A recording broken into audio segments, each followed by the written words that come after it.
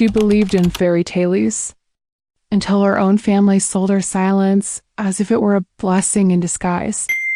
Rejected by love, by society, and by the very blood that should have protected her, Anne Whitmore possessed only one invisible weapon: her mind, her unspoken words, her forgotten talent that bloomed in the shadows of her family's kitchen. And it was precisely this hidden gift that caught the attention of the most feared man in all of England, the Duke of Ravenshire, whose gaze could destroy or redeem destinies with equal measure. That night, beneath the glittering candelabras of the Ashford Ball, a promise was whispered in the language of silence, a promise that would change everything. The morning of the Ashford Ball dawned with the peculiar brightness that London reserved for its most scandalous evenings. Anne Whitmore stood before her cracked mirror, watching her mother's nimble fingers work magic with needle and thread, transforming yesterday's shame into tonight's desperate hope. "There," Mrs. Whitmore whispered, stepping back to admire her daughter's crimson gown. "Red silk from Lady Pemberton's discarded curtains. But no one need know that." Anne nodded, her fingers tracing the intricate embroidery her mother had painstakingly sewn by candlelight. 8 years. 8 long years since words had passed her lips, since the night her grandfather's debts finally caught up with the Whitmore name, dragging their once proud lineage into the gutter of London society. The irony was delicious, really. The tongue believed her mute by birth, a pitiable creature to be whispered about behind silk fans. If only they knew the truth, that Anne Whitmore had simply chosen silence over the alternative.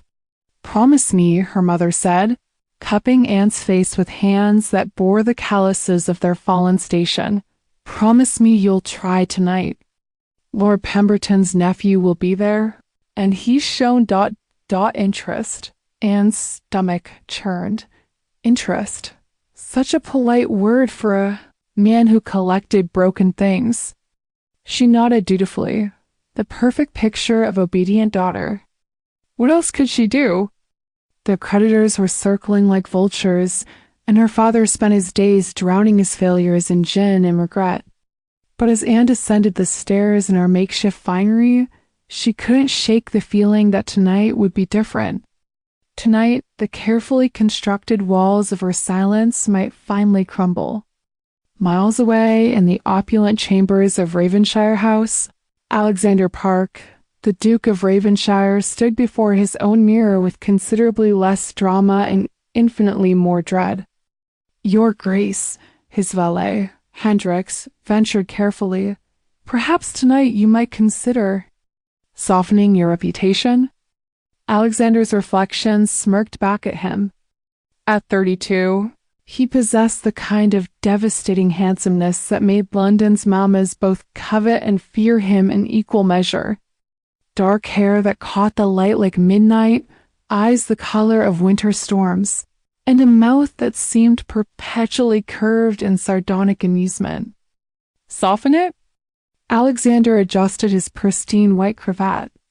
"My dear Hendricks, that reputation is the only thing standing between me and a parade of fortune hunters.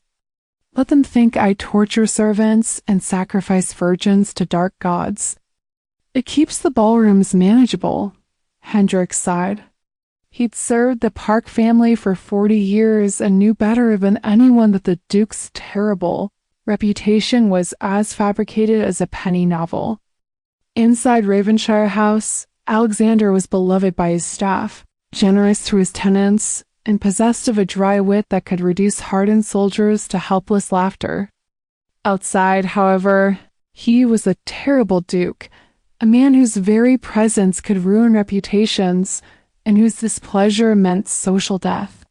"Besides," Alexander continued, sliding ruby cufflinks into place, "I'm curious about tonight.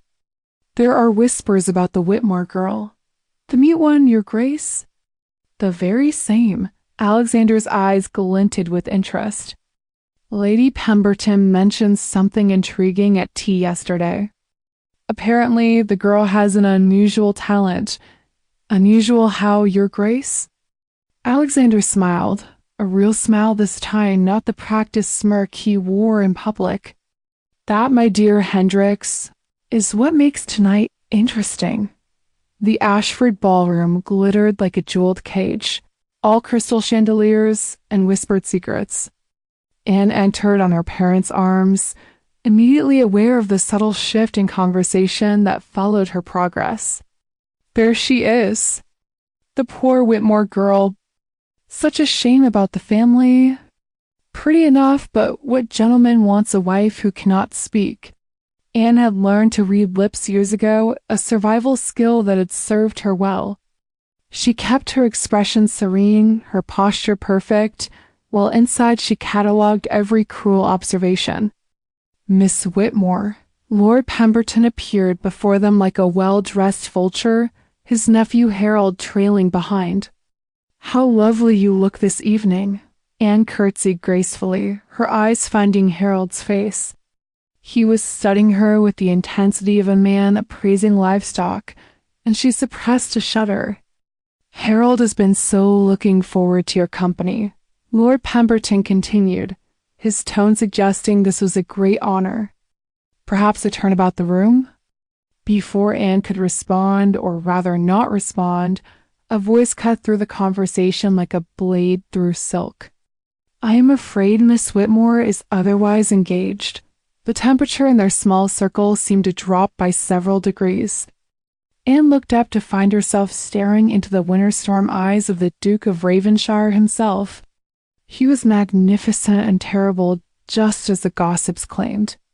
Tall enough to make her feel delicate, broad-shouldered beneath his perfectly tailored evening coat, with an aura of barely contained power that made grown men step aside. Your Grace, Lord Pemberton stammered, his face cycling through various shades of red.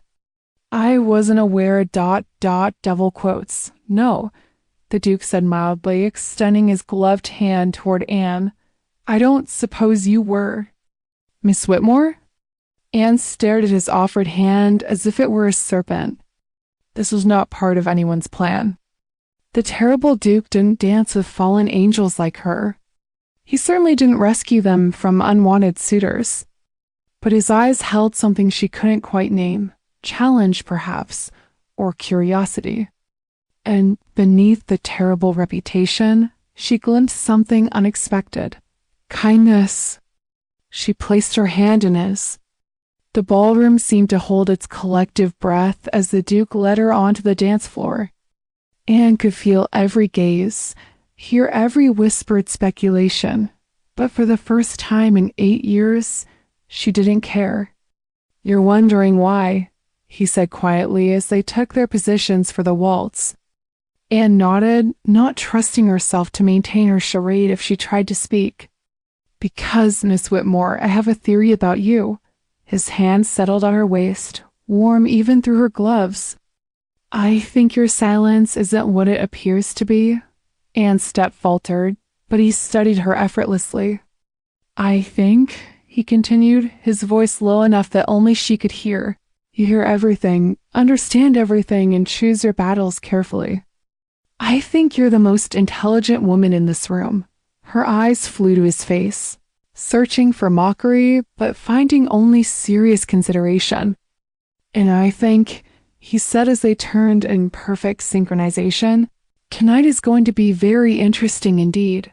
The waltz ended far too soon, leaving Anne breathless and confused.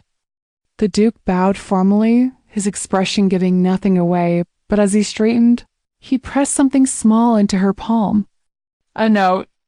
The Rose Garden, midnight, R. Anne's heart hammered against her ribs as she made her way through the remainder of the evening. She endured Harold Pemberton's renewed attention, her parents' barely concealed excitement, and the ballroom's speculative stares with the same serene expression she'd perfected over 8 years of silence. But inside, she was burning with curiosity. At 5 minutes to midnight, she slipped through the French doors into Lady Ashford's famous rose garden. The moon hung full and bright, casting everything in silver and shadow. I wasn't certain you'd come, Anne spun, her hand flying to her throat. The Duke emerged from behind a marble statue of Venus, having shed his evening coat. In his white shirt and dark waistcoat, he looked less like a terrifying peer and more like a man. She nodded toward the note in her gloved hand, raising an eyebrow in question. You want to know why I wrote R instead of Ravenshire? He said, interpreting her gesture with unsettling accuracy. Another nod. He stepped closer, and Anne caught the faint scent of sandalwood and something uniquely masculine. Because Ravenshire is the title, the reputation, the performance.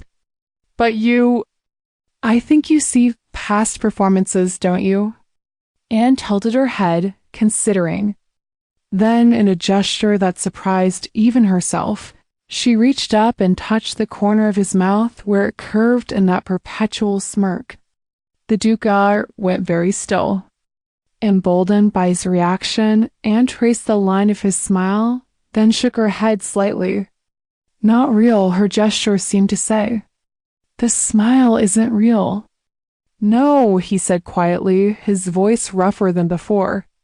It's not.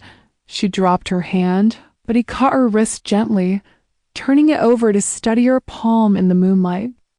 8 years, he said, and Anne's blood turned to ice. 8 years since you've spoken aloud. That's what my inquiries revealed. She tried to pull away, but his grip, while gentle, was unbreakable. But here's what's interesting, he continued, his thumb tracing across her racing pulse. 8 years ago, your family's scandal broke. Your grandfather's debts, your father's ruin, the whispers about madness in the bloodline. And suddenly, little Anne Whitmore stopped. Speaking, Anne's breathing grew shallow. He knew. Somehow, this terrible, wonderful man knew. I think, he said, releasing her wrist to cup her face instead, you made a choice. I think you decided that silence was safer than truth. Tears gathered in Anne's eyes, threatening to spill over. For 8 years, she carried the weight of that choice alone. But I also think, he continued, his voice dropping to barely a whisper, you have secrets worth hearing. And I find myself ... curious about what you might say to a man who doesn't need you to perform. The tears spilled over then, tracking silver lines down her cheeks. Anne opened her mouth, closed it, opened it again. The word came out as barely a breath, rusty from years of disuse. R's eyes widened and his hands tightened on her face. I can speak, Anne whispered, her voice gathering strength. I've always been able to speak. Then why? He asked, his thumbs brushing away her tears. Why the deception? Anne closed her eyes, gathering 8 years of buried courage. When she opened them again, she found his gaze steady and patient. Because the night before our ruin became public, I overheard my parents arguing. My father, he wanted to send me away. To Bedlam. He thought the madness had already taken hold, that I was talking to invisible friends, hearing voices. R's expression darkened. Were you? Anne laughed, a sound rusty with disuse. No, I was practicing recipes, working out measurements aloud, talking to the ingredients as I cooked. It was the only thing that made me feel useful after everything fell apart. You cook. I create. Anne corrected, her voice growing stronger with each word. Food it's alchemy, transformation, taking simple ingredients and making something that brings joy, comfort, life. But my father couldn't understand. To him, a lady who spent time in the kitchen was already lost. So you chose silence over explanation. I chose silence over Bedlam, Anne said simply. And then it became easier to let everyone believe what they wanted to believe. A mute daughter was pitiable but manageable. A mad one would have destroyed what little standing we had left, R stared at her for a long moment, his expression unreadable. Then, to her complete shock, he began to laugh. "You brilliant, impossible woman," he said, pulling her closer. "Do you have any idea what you've done to me?" Anne shook her head, bewildered. "You've made me want to be real," he said, his forehead touching hers. "For the first time in years, I want to drop the performance and just ... Be myself. Who are you?" Anne asked, her hands coming up to rest on his chest. "When you're not being the terrible Duke?"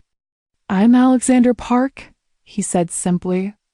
"I'm a man who was born in Korea, adopted by an English duke, raised between two worlds, and never quite belonging to either. I'm someone who learned early that reputation is armor, and fear is often safer than affection. And I'm Anne Whitmore," she replied, testing the feel of her own voice, speaking her own truth. "I'm a woman who cooks with magic, who fell in love with silence, and who just remembered how much she missed words." "Anne," Alexander said, and her name on his lips sounded like a prayer. "Alexander," she replied, and watched his careful composure finally crack. He kissed her then, soft and questioning at first, then with growing intensity when she kissed him back. 8 years of silence, 8 years of careful performance, 8 years of buried desires all poured into that single moment of connection. When they finally broke apart, both breathing hard, Alexander rested his forehead against hers. "This complicates things," he said. "How so?" Anne asked, her voice still wonderfully rusty.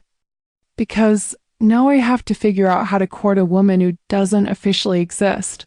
Anne laughed, the sound bright and real in the moonlit garden. "I think that's the most romantic problem I've ever heard. Wait until you hear my plan," Alexander said, his smile, his real smile, transforming his entire face. "It's going to cause the scandal of the season."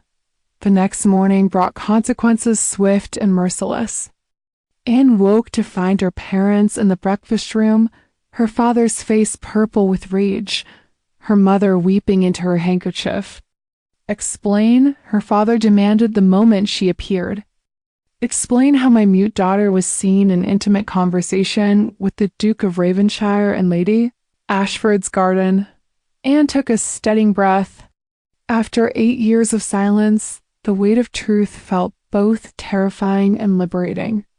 "I can explain, father," she said clearly, "if you're prepared to listen." The teacup slipped from her mother's nerveless fingers, shattering against the floor. "Anne," her mother whispered, You're speaking. I've always been able to speak. Mama, I chose not to." Her father's face cycled through shock, confusion, and finally, fury. "You deceived us. For 8 years, you let us believe. You let yourselves believe." Anne interrupted, finding strength she'd forgotten she possessed. "Because it was easier than admitting you'd rather have a broken daughter than an inconvenient one. How dare you? How dare I what? Tell the truth? Speak for myself?" Anne moved to help her mother clean up the broken china, her hands steady despite her racing heart. "I chose silence to protect this family, to protect myself. But I won't be silent anymore." Mrs. Whitmore caught her daughter's hand, studying her face as if seeing her for the first time. "Why now? What's changed?" Anne smiled, remembering Alexander's real smile, the warmth in his storm-gray eyes.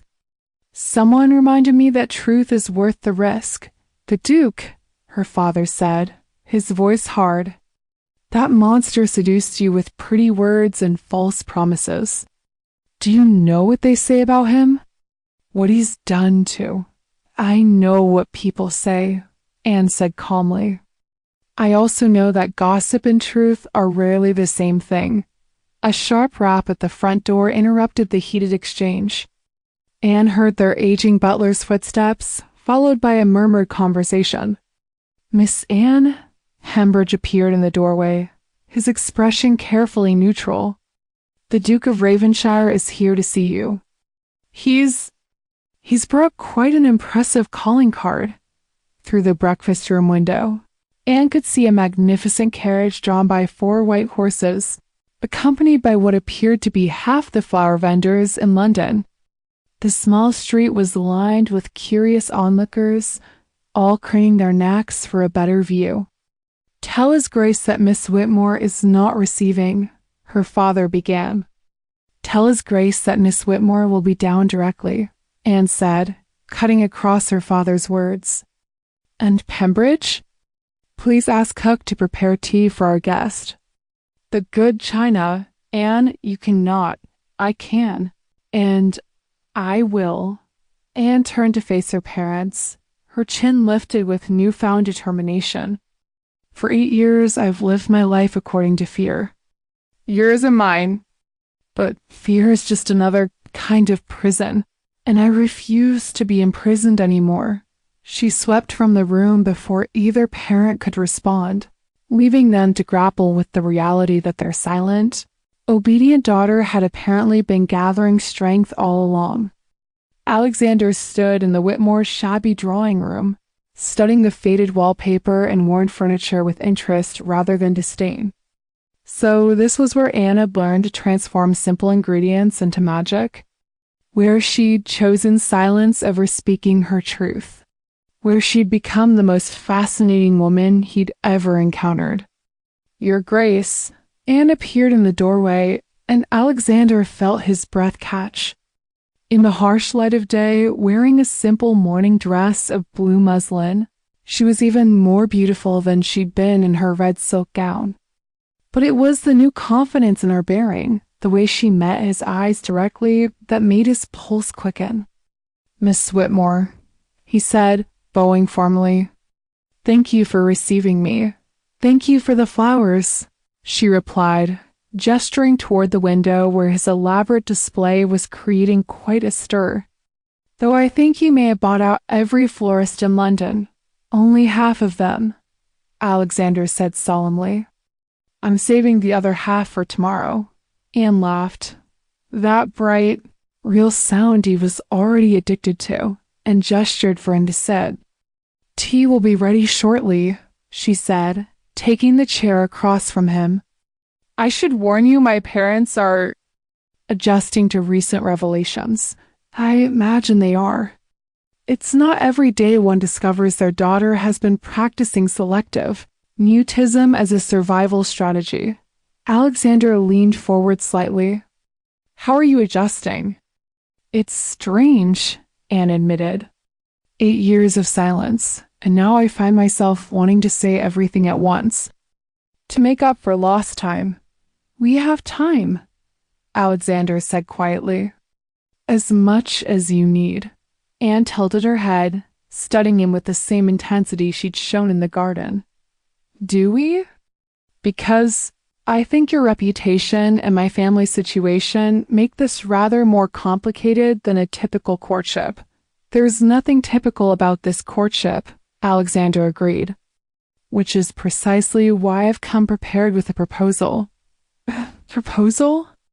Anne's eyes widened. "Alexander, we've known each other for exactly 12 hours.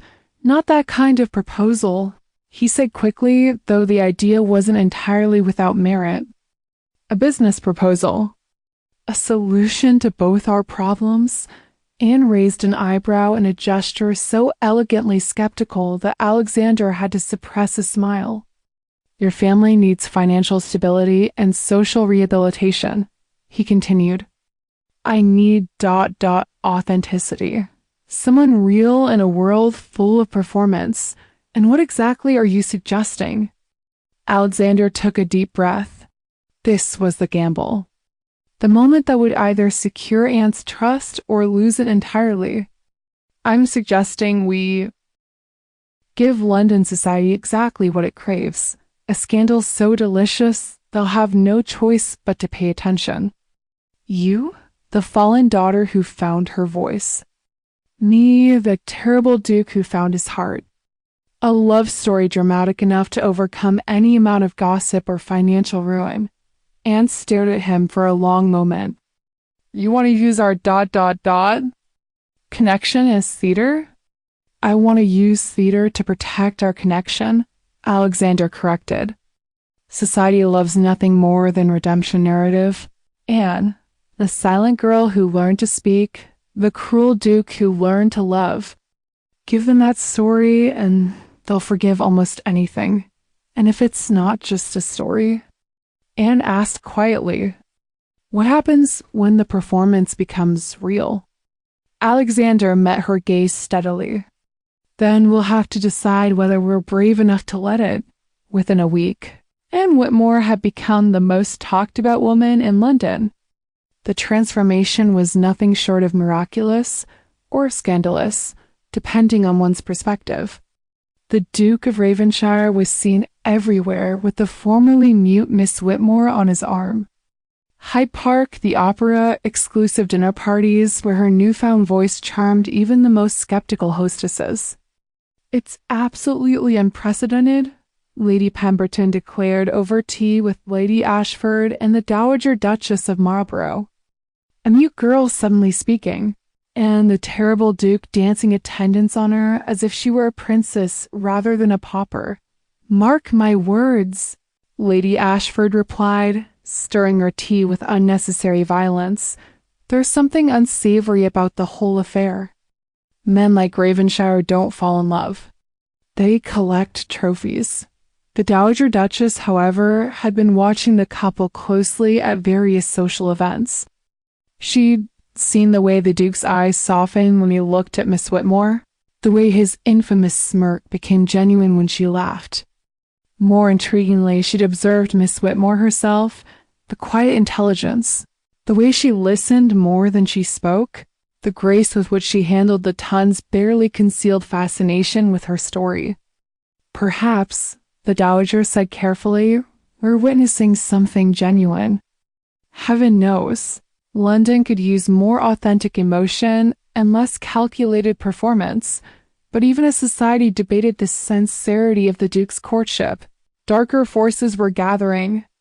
Harold Pemberton, having lost what he considered his rightful prize, had begun asking uncomfortable questions about the Whitmore family's sudden change in fortune. Anne's father, while grateful for their improved circumstances, harbored growing resentment about his daughter's deception. And in the drawing rooms of London's most ambitious families, mothers of marriageable daughters were plotting ways to separate the Duke from his newest fascination. The performance Alexander had orchestrated was working perfectly. Too perfectly, perhaps, for everyone's comfort. Show me, Alexander said one afternoon, following Anne down the servants' stairs of Ravenshire House. I beg your pardon? Anne paused at the kitchen door, her hand on the handle. Your magic, he said simply. You told me cooking was alchemy. Show me. Anne studied his face, searching for mockery and finding only genuine curiosity. This isn't exactly proper, Your Grace. A duke in his own kitchen ... double quotes. Alexander, he corrected. And I thought we'd establish that propriety is rather low on our list of priorities. Anne pushed open the door, revealing a kitchen that was both magnificent and welcoming. Copper pots gleamed from their hooks, herbs dried in fragrant bundles, and the massive hearth radiated warmth throughout the space. Mrs. Crawford, Alexander called to the cook, a round woman with flour-dusted hands and kind eyes. Would you mind terribly if Miss Whitmore borrowed your kitchen for an hour or so? Of course not, Your Grace, Mrs. Crawford beamed. Though I should warn you, miss, this kitchen has particular ways of doing things. All kitchens do, Anne replied, moving toward the preparation area with the confidence of someone completely in her element. They each have their own personalities. Alexander watched, fascinated, as Anne seemed to commune with the space around her. She touched surfaces, tested the heat of the stove, examined ingredients with the focus of a scholar studying ancient text. What are you making?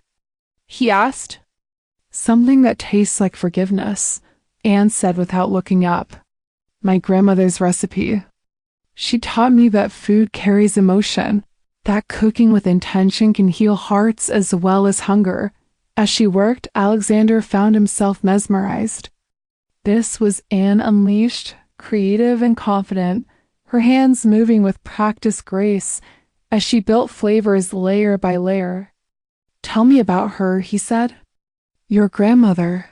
She was Korean, Anne replied, kneading dough with rhythmic precision. My grandfather met her during his military service and brought her back to England. She never quite fit into British society, but she understood that food could bridge any gap. Alexander straightened. Korean? Yes, she taught me that cooking is conversation, that flavors speak when words fail. Anne paused in her kneading, looking at him with sudden understanding. That's why you recognize something in me, isn't it? You see the pieces of yourself that don't quite fit either. Alexander moved closer, drawn by something deeper than mere attraction.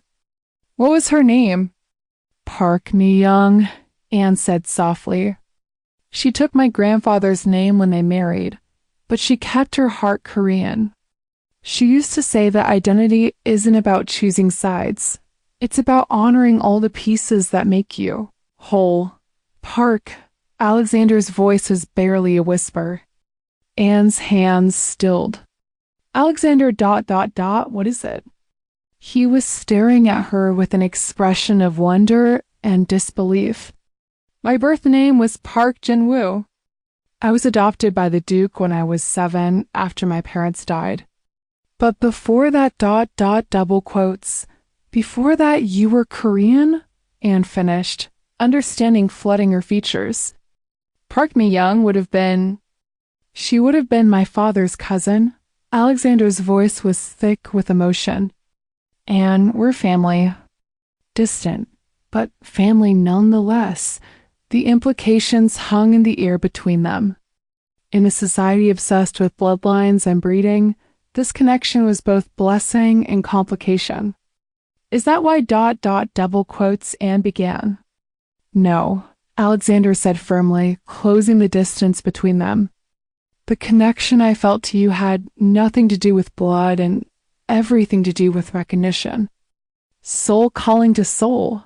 He cupped her flour-dusted face in his hands. But knowing this, knowing that your grandmother's recipes might have fed my father as a child, that her stories might have been the same ones my mother told me.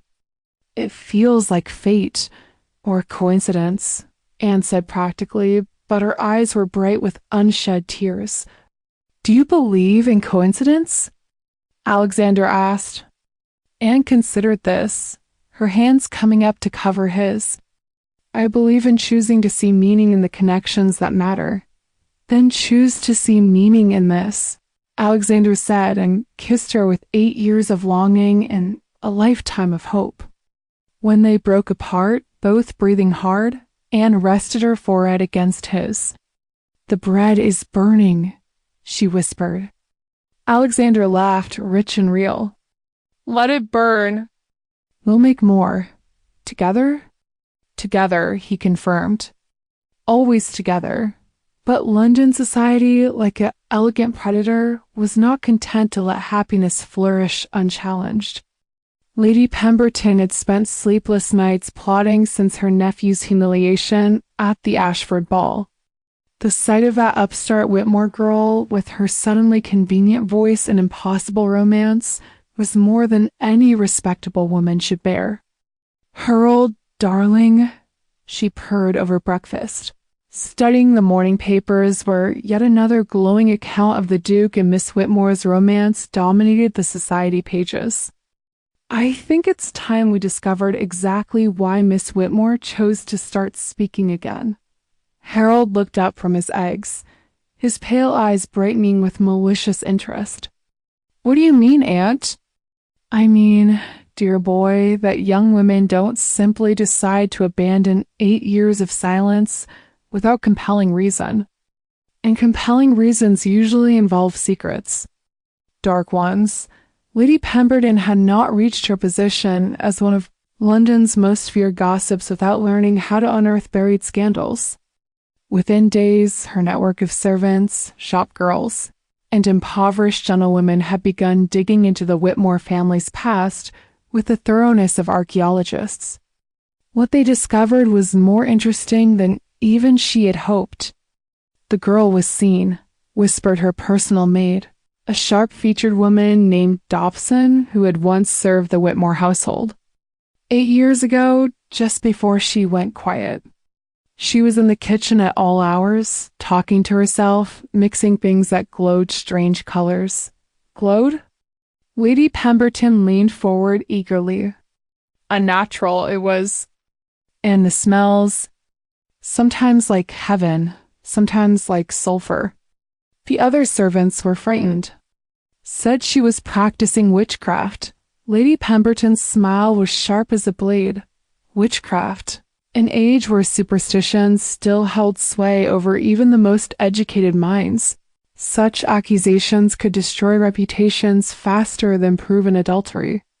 And the Duke? She pressed. Any connections between the families? That's the strangest part, my lady. Turns out the Whitmore girl's grandmother was some sort of foreign woman. Oriental, they said. And the Duke double quotes Dobson lowered her voice conspiratorially. Well, everyone knows he's not truly English-born. No, Lady Pemberton mused, pieces clicking into place. He's not, is he? The next morning, carefully planted whispers began circulating through London's most influential drawing rooms. Have you heard? The Whitmore girl wasn't mute at all. She was practicing dark arts. They say she's bewitched the Duke using foreign magic passed down from her Oriental grandmother. Unnatural, the whole thing. A proper English Duke enslaved by heathen sorcery. By noon, the whispers had reached Anne herself. Anne stood in the drawing room of Ravenshire House, holding the morning papers with hands that barely trembled. Alexander paced before the fireplace like a caged wolf, his face dark with fury.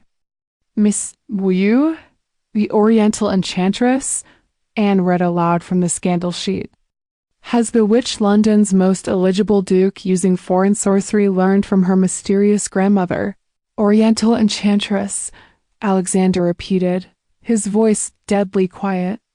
They make you sound like something from a Gothic novel.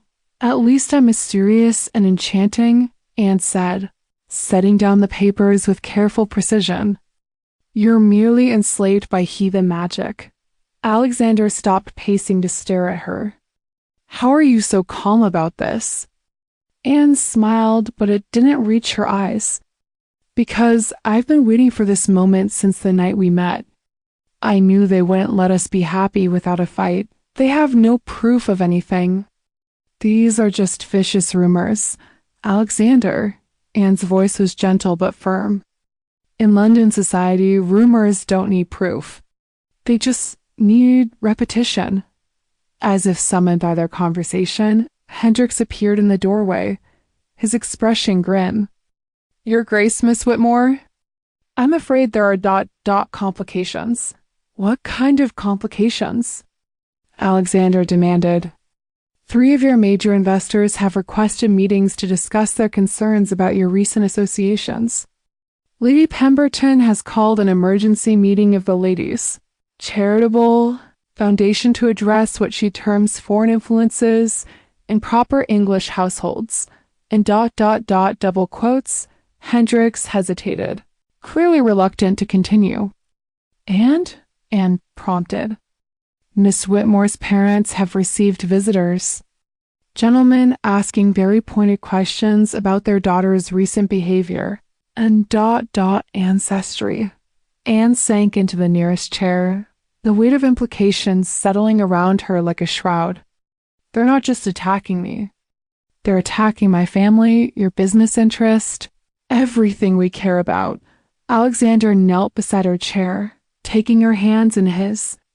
Let them attack. We'll weather it together, will we? Anne looked at him with eyes that held 8 years of hard-earned wisdom. Alexander, be practical. You're a duke, but your position depends on respect and influence. I'm a woman with no family name, no fortune, and now apparently no virtue either. What happens when London society decides you must choose between me and everything else? I choose you? Alexander said without hesitation. Every time, without question, I choose you. And when your business partners withdraw their support, when your tenants question your judgment, when the scandal makes it impossible for you to function in society. Alexander was quiet for a moment, and Anne felt her heart break a little at his silence. You're asking me to be practical, he said finally, to calculate the cost. I'm asking you to be realistic, because I love you too much to let you sacrifice everything for me. Alexander stood abruptly, moving back to the fireplace. So, what are you suggesting? That we simply give up? Let them win? Anne rose as well, smoothing down her skirts with hands that had steadied. I'm suggesting we fight smarter, not harder. Meaning? Anne walked to the window, looking out at the London street where curious onlookers still lingered, hoping for a glimpse of the scandalous couple. Meaning we give them a story so compelling, so undeniably romantic, that they'll forget to be afraid of what we represent. Alexander joined her at the window.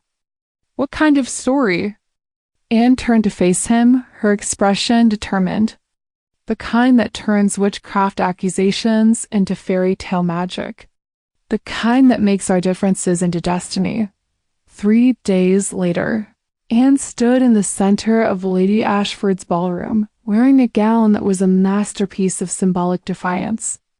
The silk was deep emerald green, a color associated with both witchcraft and wealth, embroidered with delicate silver patterns that resembled both English roses and Korean chrysanthemums. Alexander had insisted on the design, working with London's most exclusive modistes to create something that honored both sides of Anne's heritage while making a statement that couldn't be ignored. Ladies and gentlemen, Alexander announced, his voice carrying across the hushed ballroom, I have requested this gathering to address certain misconceptions that have been circulating about Miss Whitmore and myself. Anne could feel the collective intake of breath, the delicious anticipation of scandal about to unfold. Lady Pemberton stood near the front of the crowd, her face bright with malicious expectation.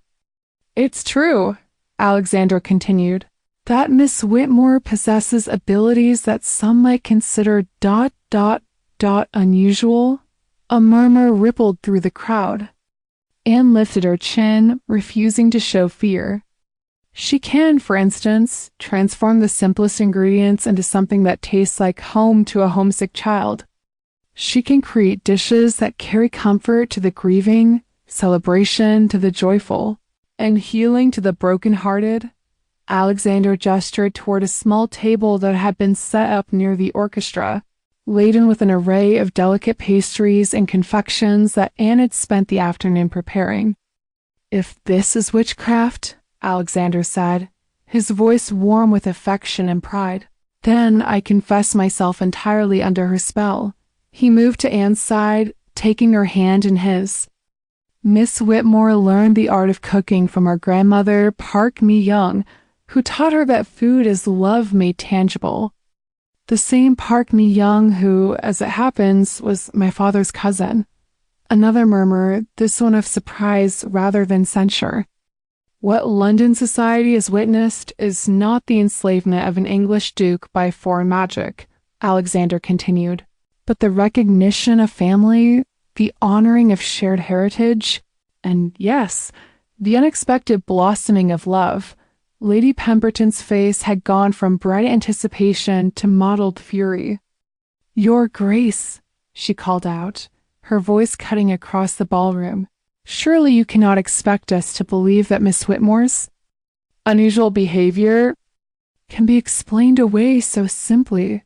Alexander smiled, his real smile, the one Anne had fallen in love with. I don't expect you to believe anything, Lady Pemberton. I invite you to experience it yourself. He gestured toward the table of confections. Miss Whitmore has prepared samples of her grandmother's recipes. Traditional Korean treats alongside English favorites, each made with ingredients that any cook in London could identify and obtain. Anne stepped forward, her voice clear and carrying. I invite anyone who questions my methods to examine my ingredients, observe my techniques, and taste the results. You'll find nothing more mysterious than flour, sugar, and love. The Dowager Duchess of Marlborough, ever the arbiter of social propriety, moved first toward the table. She selected a small pastry with the deliberation of a judge, examined it carefully, then took a delicate bite. Her eyes widened with surprise and delight. "My dear," she said to Anne, her voice carrying across the silent ballroom, "this tastes like Christmas morning when I was 7 years old." "How is that possible?" Anne smiled. "Because I made it thinking of joy, Your Grace, of the kind of sweetness that lives in memory." One by one, other guests approached the table. The Earl of Bradford bit into a Korean rice cake and declared it reminded him of his honeymoon in Venice. Lady Ashford tried a delicate sponge cake and claimed it tasted like her mother's lullabies. "It's remarkable," breathed Lord Pemberton, his earlier hostility forgotten in the face of culinary magic that was clearly not supernatural, but somehow transcendent nonetheless. "How do you do it?" "With attention," Anne replied simply. "I listen to people, observe what they need, and try to create something that speaks to that need. It's not magic, it's empathy." Lady Pemberton, watching her carefully orchestrated scandal dissolve into admiration and wonder, made one last desperate attempt. "Even if we accept these explanations," she said loudly, "the fact remains that Miss Whitmore deceived everyone for 8 years. What kind of woman builds her entire life on a lie?" The ballroom fell silent again. This was the question Anne had been dreading, the accusation she couldn't deflect with pastries or explanations. Alexander stepped closer to her, a gesture of support, but Anne knew this battle was hers to fight. "The kind of woman," she said quietly, "who was 8 years old when she overheard her father planning to send her to Bedlam because he thought she was mad."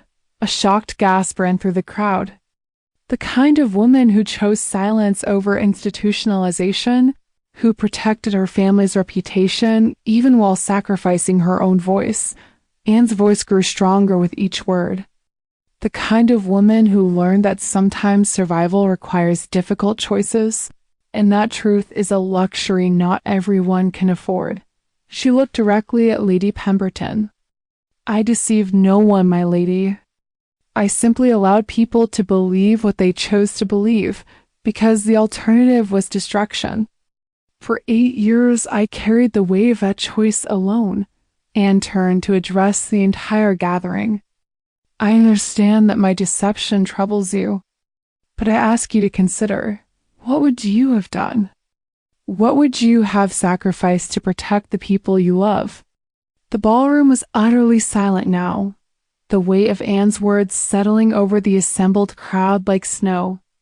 Then, unexpectedly, the Dowager Duchess began to clap. Slowly, deliberately, her applause echoing in the hushed space. "Brilliantly handled, my dear," she announced. "A woman who can think strategically for 8 years, who can transform silence into strength, who can create magic from mere ingredients. That is precisely the kind of woman England needs more of." One by one, others began to applaud as well. Not everyone, Lady Pemberton and her allies, remained stiffly disapproving, but enough to shift the tide of opinion. Alexander raised Anne's hand to his lips, pressing a gentle kiss to her gloves. "The kind of woman I want to marry," he announced, his voice carrying clearly across the ballroom. "If she have me—" Anne's heart stopped. This wasn't part of the plan. They hadn't discussed proposals, hadn't agreed on anything beyond surviving the scandal. But looking into Alexander's eyes, seeing the absolute certainty there, she realized that some things transcended planning. Yes, she said simply, and the ballroom erupted in applause and excitement. The engagement announcement that appeared in the next morning's papers was unlike anything London society had ever seen. His Grace the Duke of Ravenshire announces his engagement to Miss Anne Whitmore, granddaughter of the late Park Ni-young. The couple will honor both English and Korean traditions in their wedding ceremony, with Miss Whitmore preparing the wedding feast herself, using recipes passed down through generations of the Park family. It's unprecedented, Lady Ashford declared over breakfast with her closest friends. A duchess cooking her own wedding feast? Korean traditions in Westminster Abbey? Revolutionary, agreed the Dowager Duchess with obvious approval. About time someone shook up these stuffy old traditions. But the real revolution was taking place in the drawing room of Ravenshire House, where Anne was teaching Alexander the intricacies of the Korean tea ceremony that would precede their English wedding. The tea must be poured with intention, Anne explained, her hands guiding his as he held the delicate porcelain pot. Each movement has meaning, each gesture carries respect. Alexander, who had spent years perfecting the art of English social rituals, found himself humbled by the complexity and beauty of ceremonies he'd forgotten from his childhood. I remember this, he said suddenly, watching the amber liquid flow into the cups. Not clearly, but the rhythm of it. My birth mother used to do something similar. Anne smiled, covering his hands with hers. Then we're not just creating new traditions. We're reclaiming old ones. They knelt facing each other on silk cushions, the tea service between them like an altar. Anne had worn a hanbok for the occasion, a traditional Korean dress in soft blue silk that made her look like something from a beautiful dream. In Korean tradition, Anne said softly, sharing tea is sharing souls. When we drink from cups prepared by each other's hands, we are acknowledging that our lives are now intertwined. Alexander lifted his cup, inhaling the delicate fragrance. And what does English tradition say about tea? Anne laughed. That it fixes everything. Then we should be completely invincible, Alexander said, touching his cup to hers before they both drank.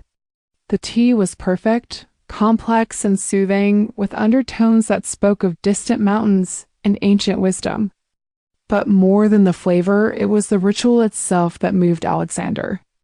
The deliberation, the reverence, the sense of participating in something larger than themselves. Anne, he said, setting down his cup and reaching for her hands. I need to tell you something. She tilted her head, waiting. When I was adopted, I was encouraged to forget my Korean heritage. The Duke, my adoptive father, meant well, but he thought it would be easier if I simply became entirely English. Alexander's voice was quiet, reflective. I let those memories fade because it seemed necessary for survival. And now? Anne asked gently. Now I realize that letting go of who I was didn't make me more English. It just made me less myself. He lifted her hands to his lips, kissing her knuckles softly. You've given me back pieces of my identity I didn't even realize I'd lost. Anne felt tears gathering in her eyes. You've given me back my voice. I think we're even. Are we? Alexander asked, his expression growing more serious. Because I need you to understand something, Anne. Marrying me means more than just becoming a duchess. It means standing with me as we navigate between two worlds, honoring both our heritages while creating something new. I understand, Anne said. The question is, are you prepared for the challenges that come with having a wife who refuses to be silent anymore? Alexander's smile was bright and real and full of anticipation. My darling Anne, I'm counting on it. The wedding feast. The Duke of Ravenshire's wedding was declared the event of the decade before Eden took place. The guest list read like a who's who of English aristocracy, but the menu was pure Anne Whitmore. She spent 3 weeks planning the wedding feast, working with the kitchen staff at both Ravensshire House and Westminster Abbey to create something that would honor both traditions, while introducing London society to flavors they'd never imagined. Korean barbecue alongside Yorkshire pudding. Mrs. Crawford, the cook, looked skeptical but intrigued. "Are you certain about this, miss?" "I'm certain that food tells stories," Anne replied, testing seasoning in a sauce that would accompany the roasted beef. "And I want our wedding feast to tell the story of who we are, all of who we are." Alexander found her in the kitchen the morning of their wedding, already dressed in her hanbok for the Korean ceremony that would precede their English wedding. "You look," he said, stopping in the doorway to stare at her, "absolutely magnificent." Anne wore traditional white silk with intricate embroidery in gold and blue, her hair arranged in the classical Korean style with jade ornaments that had belonged to her grandmother. She looked like a princess from an ancient story, ethereal and powerful at the same time. "You don't look too shabby yourself," she replied, taking in his formal morning dress. "Though I suspect you'll be changing into Korean attire for our first ceremony?" Alexander grinned, gesturing to a silk-wrapped bundle on the nearby table. "Already prepared, though I should warn you, I may need help with some of the more intricate fastenings. I think I can manage that," Anne said, moving closer to straighten his cravat unnecessarily. "Nervous?" "Terrified," Alexander admitted. "Not about marrying you. That's the only part I'm completely certain about. But about everything else. The ceremonies, the feast, the way London society will react to seeing their newest duchess serving them. Korean rice cakes." Anne stood on her toes to kiss him softly. "Then it's a good thing you're not doing any of this alone." The Korean ceremony took place in the private chapel at Ravensshire House, with only immediate family and closest friends in attendance. Anne's parents, still adjusting to their daughter's transformation but visibly proud, sat beside Alexander's adoptive family. The ceremony was conducted by a Korean minister Alexander had found in London's small but vibrant Korean community. As they knelt before the altar, sharing rice wine and bowing to honor their ancestors, Anne felt the profound rightness of the moment. This wasn't just about marrying Alexander, it was about claiming her heritage, honoring her grandmother's memory, and declaring that love could bridge any cultural divide. The English ceremony at Westminster Abbey was grander, with hundreds of guests and all the pomp London society expected from a ducal wedding. But even there, Korean elements had been woven into the traditional Anglican service. Anne carried both English roses and Korean chrysanthemums. The choir sang both English hymns and Korean folk songs, and the prayers included blessings in both languages. But it was the wedding feast that truly shocked and delighted London society. Tables groaned under the weight of dishes that told the story of two cultures coming together. Traditional English roasts alongside Korean bulgogi, delicate English tea cakes next to Korean rice wine, fish and chips served alongside kimchi and pickled vegetables. "I've never tasted anything like this," Lord Bradford declared, savoring a combination that should have been impossible but somehow worked perfectly. "It's like discovering a new country." "That's rather the point," Anne replied, moving through the crowd in her English wedding gown but wearing a Korean jade bracelet that caught the light as she gestured. "Food is exploration. It's how we discover that different doesn't mean wrong. It just means interesting." The Dowager Duchess of Marlborough, now one of Anne's most vocal supporters, held court near the dessert table. "Mark my words," she declared to anyone within hearing, "this girl is going to revolutionize English society." And about time, too. Even Lady Pemberton, still nursing her wounded pride but too well-bred to skip the social event of the season, had to admit the food was extraordinary. "I suppose," she said grudgingly to her nephew, "if one must have foreign influences, at least they should be ... palatable." Harold, who had spent the last month reconsidering his approach to courtship, nodded absently. He was watching Anne move through the crowd, gracious and confident, perfectly at home in her new role. The woman he dismissed as damaged goods had become the most celebrated duchess in London. As the evening wound down and the last guest departed, Anne and Alexander stood together in the empty ballroom, surrounded by the detritus of their celebration. "Well, Your Grace," Alexander said, offering his arm to his new wife, "how does it feel to be the Duchess of Ravenshire?" Anne considered the question seriously. "Like coming home," she said finally. "Like finding out that home was never a place but a person. Just one person?"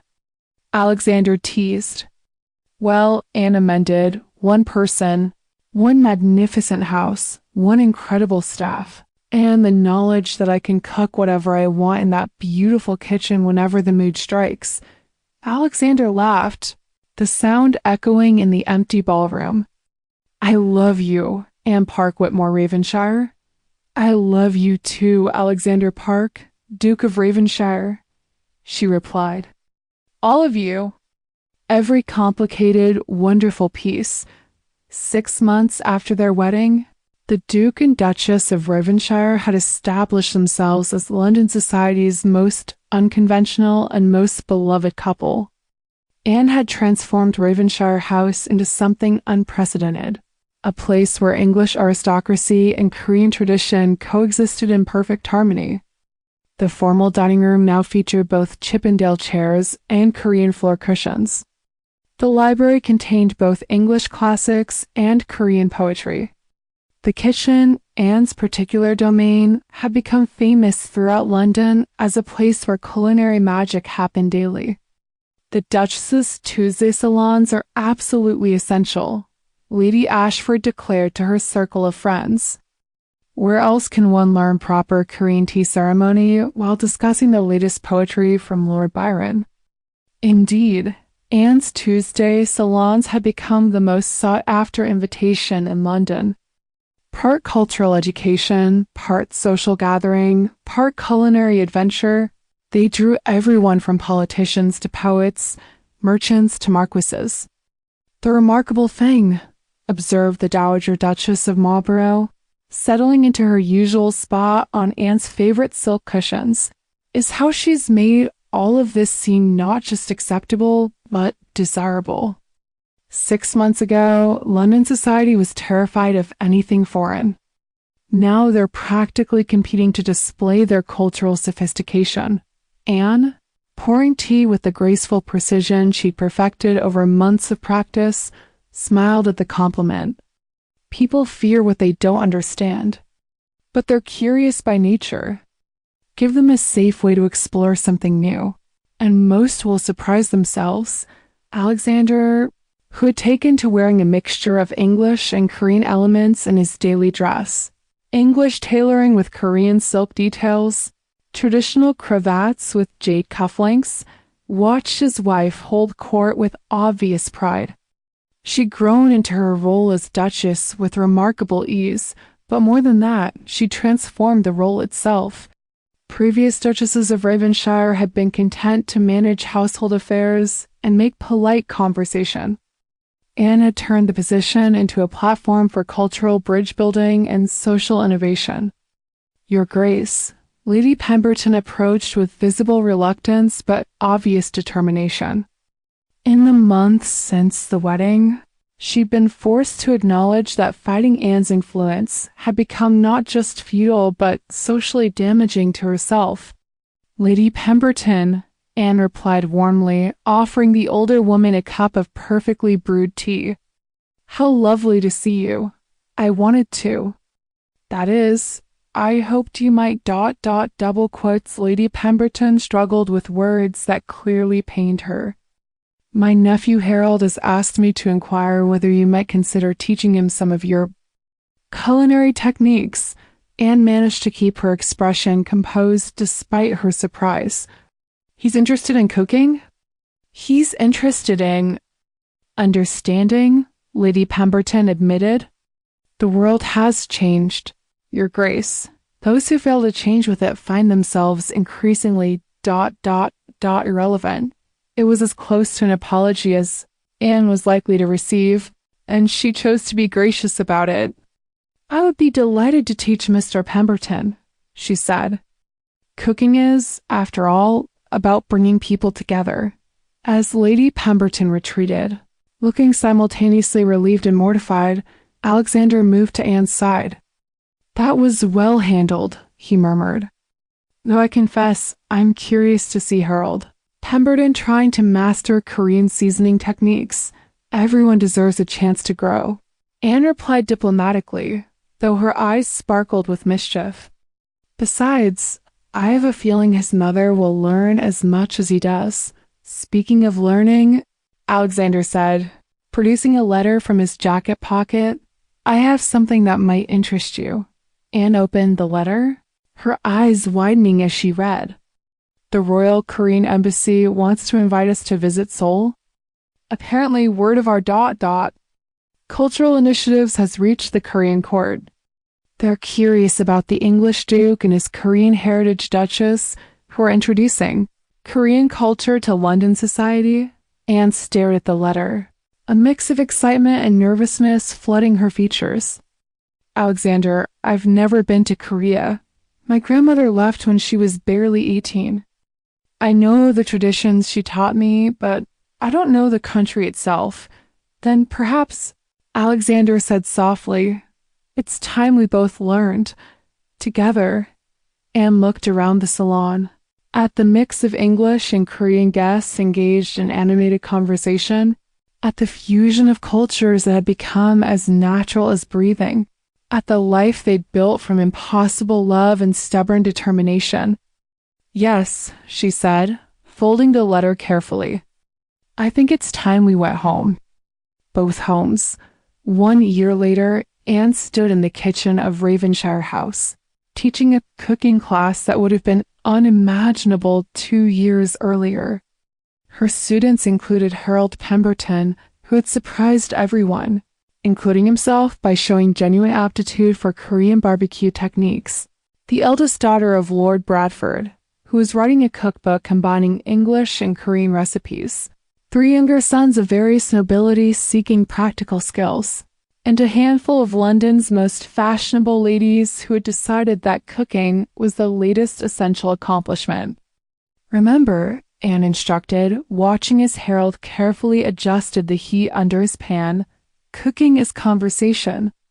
You're not just combining ingredients, you're creating communication between flavors, like a diplomatic negotiation?" asked Miss Bradford, who had inherited her father's political mind along with her mother's social ambitions. "Exactly like that," Anne replied. "Some ingredients need to be introduced gradually, others require direct confrontation. The skill is in knowing which approach will create harmony."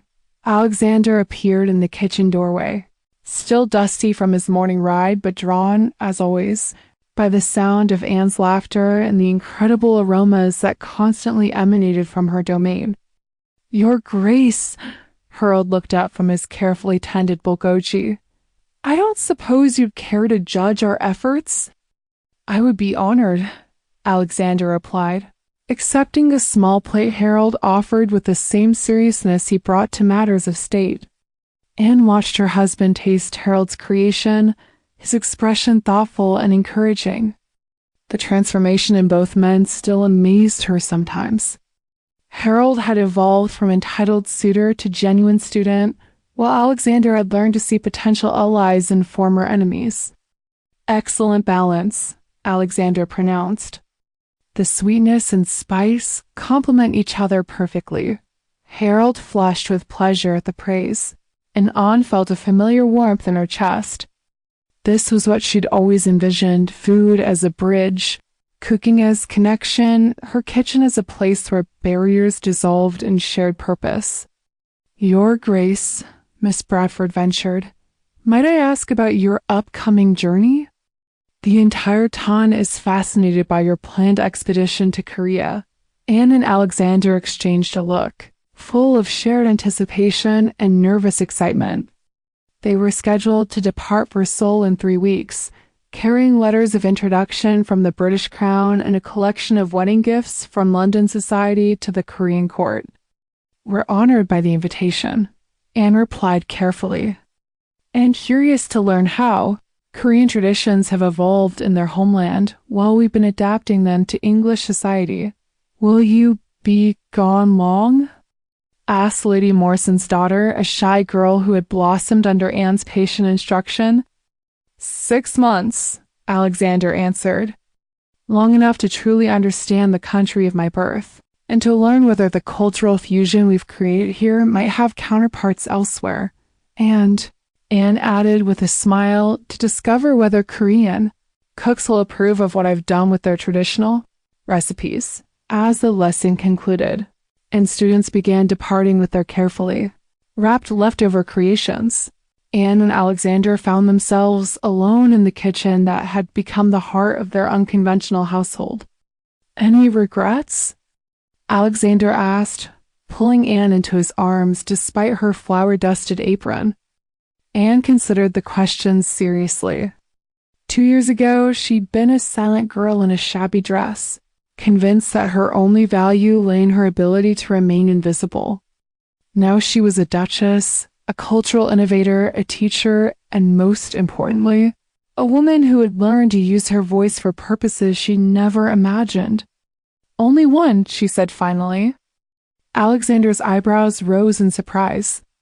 I regret that it took me so long to realize that the choice was never between silence and destruction. There was always a third option, speaking truth with such clarity and conviction that people had no choice but to listen. Alexander kissed her then, tasting laughter and possibility and the promise of adventures yet to come. Well then, Your Grace, he said against her lips, shall we go to Korea and see what other impossible things we can make possible? Together? Together, Anne asked, echoing the question that had begun their journey. Always together, Alexander confirmed.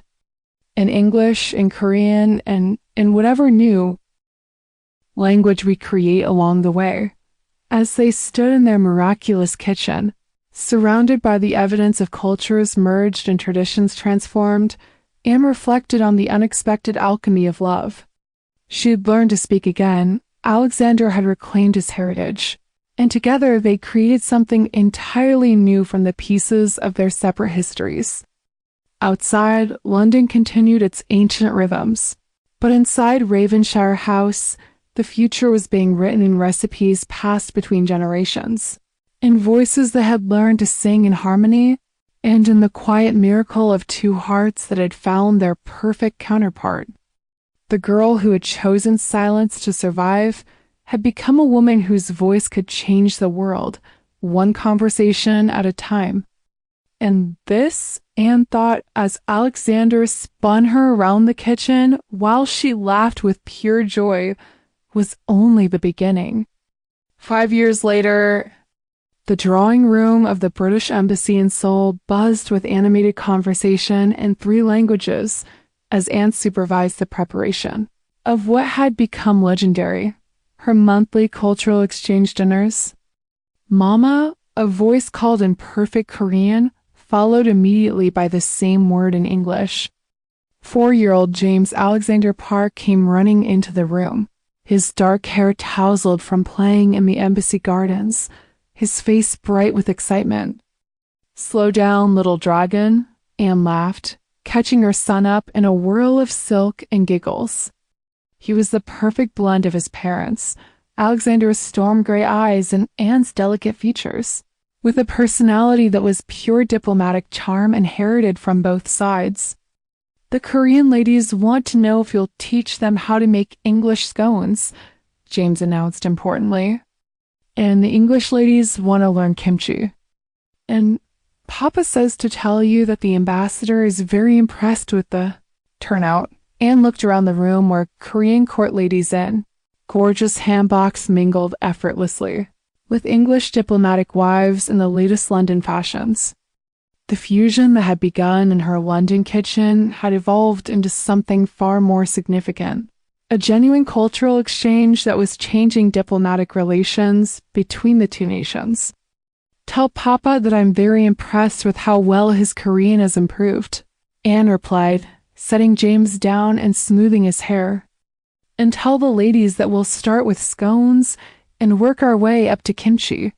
As James scampered off to deliver his messages, Anne caught sight of Alexander across the room, deep in conversation with a group of Korean officials.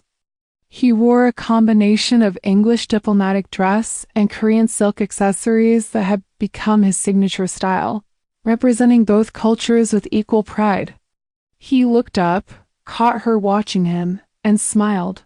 That real smile that still made her heart skip. After 5 years of marriage. "How did we get here?"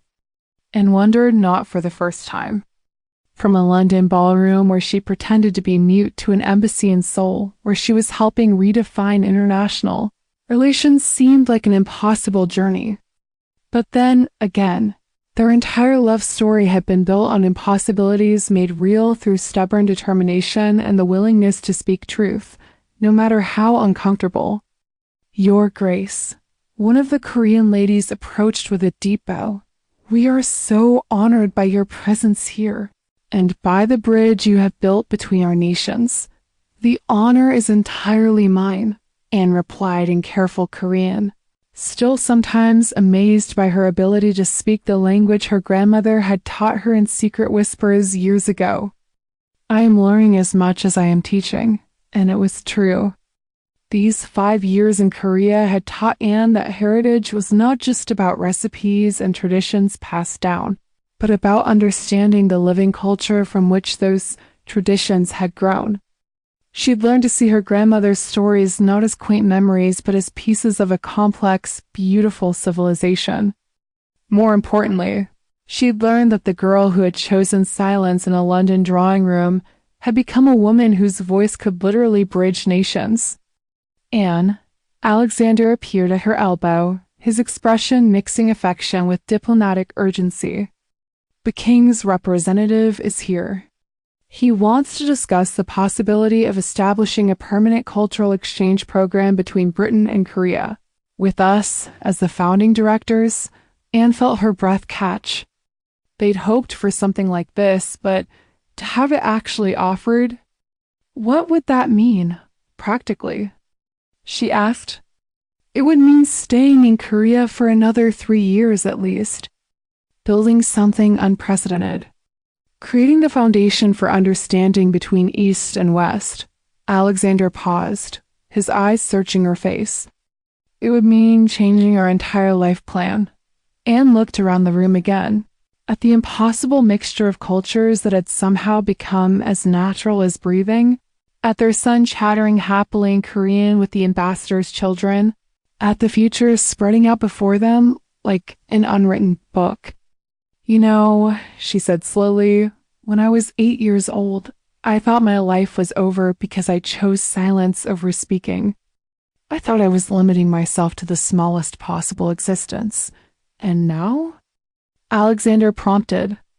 Anne smiled, taking his hand and intertwining their fingers, English wedding ring next to Korean jade bracelet, 2 different traditions of commitment that somehow made perfect sense together. "Now I think that sometimes the smallest choices lead to the largest possibilities. I think that silence taught me the value of words, that exile taught us the meaning of home, and that love taught us both that there's no such thing as impossible. Is that a yes to 3 more years in Korea?" "Alexander Park, Duke of Ravenshire," Anne said, standing on her toes to kiss him while their son giggled, and guests from 2 nations smiled approvingly around them. "That's a yes to wherever this impossible love story takes us. Next, even if it means rewriting the rules of diplomacy." especially if it means rewriting the rules of diplomacy, Anne replied. After all, we've gotten rather good at making impossible things possible. As if summoned by their decision, James appeared again, tugging at his parents' hands. Mama, Papa, he said seriously, the Korean King's man wants to know if you'll help him learn to make English tea. And the English ambassador wants to learn Korean tea ceremony. Can we teach them together? Anne and Alexander looked at each other and burst into laughter. Yes, little dragon, Anne said, scooping up her son with one arm while keeping the other linked with her. Husbands, we can definitely teach them together. As they moved through the crowd toward the next impossible possibility, Anne reflected on the strange alchemy that had transformed a mute girl's desperate silence into a duchess's confident voice, a terrible duke's fearsome reputation into a beloved ambassador's genuine warmth, and two broken people's cautious attraction into a love story that was literally changing the world. The best stories, she learned, always began with the phrase, "This should be impossible." And the very best stories replied, "Let's do it anyway." A message from the heart, dear friends. What an incredible journey we've shared through Anne and Alexander's impossible love story. From the glittering ballrooms of Regency London to the diplomatic halls of Seoul, we've witnessed the transformative power of love that refuses to accept limitations. Anne's evolution from silent survivor to confident duchess reminds us that our greatest limitations are often self-imposed, and that finding our voice, literally and figuratively, can change not just our own lives, but the entire world around us. Alexander's journey from performative duke to genuine ambassador shows us that authenticity is always more powerful than reputation, and that embracing all parts of ourselves, rather than hiding the pieces that don't fit conventional expectations, leads to extraordinary possibilities. Together, they prove that love isn't about finding someone who completes you. It's about finding someone who inspires you to become the fullest version of yourself. Their story speaks to anyone who has ever felt caught between two worlds, anyone who has chosen silence over conflict, anyone who has wondered if love really can overcome seemingly impossible obstacles. The answer, as Anne and Alexander discovered, is always yes. If you're brave enough to speak your truth, bold enough to challenge conventions, and committed enough to create something new from the pieces of what came before. If this story moved you, please subscribe to our channel for more tales of impossible love made possible. Like this video if Anne and Alexander's journey touched your heart. Comment below with your thoughts about the power of finding your voice and embracing your heritage. And share this story with anyone who needs a reminder that the most beautiful love stories are built on authentic connection, rather than perfect circumstances.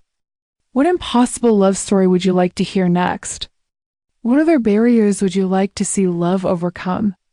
Your suggestions and support help us bring more of these transformative tales to life. Remember, dear friends, your voice matters, your heritage is beautiful, your love is powerful, and your story, whatever it may be, has the potential to change the world. Until next time, may your love be impossible and your courage be infinite. With all my love and anticipation for your next impossible possibility, your storytelling champion.